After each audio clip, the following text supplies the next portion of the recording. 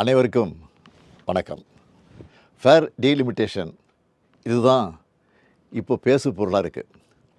திமுக ஏன் இதை பேசு பொருளாக ஆக்குச்சுன்னா 2026 டீலிமிட்டேஷன் கண்டிப்பாக நடந்தே ஆகணும். அப்போது மக்கள் தொகை அடிப்படையில் தொகுதி மறுசீரமைப்பு செஞ்சால் நம்மளோட எம்பிக்களுடைய பிரதிநிதித்துவம் பாதிக்கப்படும். இதை உணர்ந்து தான் நம்ம முதல்ல குரல் எழுப்பியிருக்கிறோம். இது எம்பிக்கள் எண்ணிக்கை சார்ந்த பிரச்சனை மட்டும் கிடையாது, நம்ம மாநிலத்துடைய உரிமை சார்ந்த பிரச்சனை. அதனால தான் தமிழ்நாட்டில் இருக்க அனைத்து கட்சிகளையும் அழைச்சி கூட்டம் நடத்தணும். பாஜக தவிர மற்ற எல்லா கட்சியினரும் ஓரணியில் நின்று நியாயமான தொகுதி மறுசீரமைப்பு வேண்டும்னு ஒரு தீர்மானத்தை நிறைவேற்றணும். அதில் இந்த தொகுதி மறுசீரமைப்பால் பாதிக்கப்பட உள்ள மற்ற மாநிலங்களையும் ஒருங்கிணைச்சு போராட வேண்டும்னு முடிவெடுத்தோம்.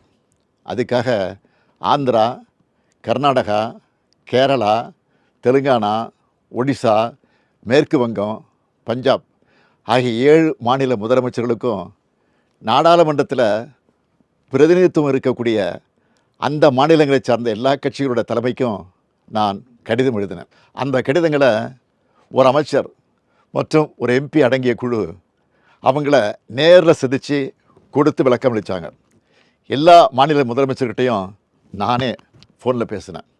இதை தொடர்ந்து சிலர் நேரடியாக வர்றதாகவும் சிலர் ஏற்கனவே ஒத்துக்கிட்ட நிகழ்ச்சிகள் காரணமாக தங்களுடைய பிரதிநிதிகளை அனுப்புகிறதாகவும் சொல்லியிருக்காங்க.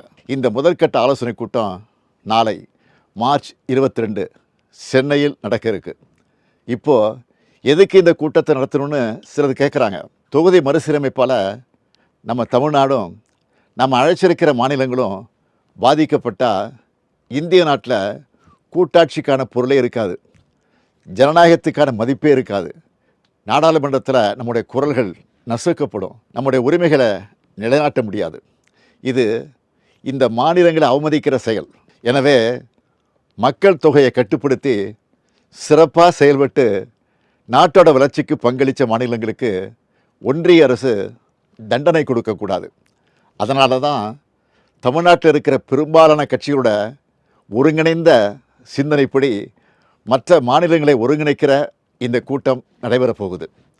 இந்த கூட்டத்தில் ஒரு முடிவெடுக்கப்படும். அதன் அடிப்படையில் அடுத்த கட்ட நடவடிக்கைகளை மேற்கொள்வோம்.